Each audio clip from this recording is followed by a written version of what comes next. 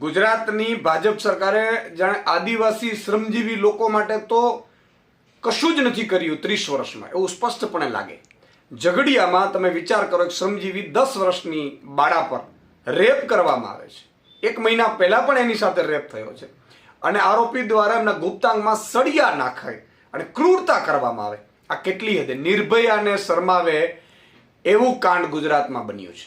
કલકત્તામાં કાંડ બન્યું હતું, ડોક્ટર કાંડ જે દીકરી સાથે બન્યું હતું, નિર્ભયા દીકરી સાથે જે કાંડ બન્યું હતું, એનાથી પણ બદતર કાંડ આજે ગુજરાતમાં બન્યું છે. હર્ષ સંઘવીની પોલીસ માત્ર વિપક્ષ પાછળ લગાડવામાં આવે છે. એની પોલીસને સુરક્ષા વ્યવસ્થાનું કામ જ નથી કરવા દેવામાં આવતું. તો ભૂપેન્દ્રભાઈ અને હર્ષભાઈ આની જવાબદારી લે. આ દીકરી 10 વર્ષની દીકરી સાથે જે ક્રૂરતા ભર્યું, કંપી જવાય છે એવી ઘટના બની છે.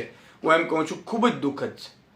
આજે આ 10 તમે જુઓ વર્ષની બાળા કઈ રીતે એ અત્યારે જીવી રહી હશે.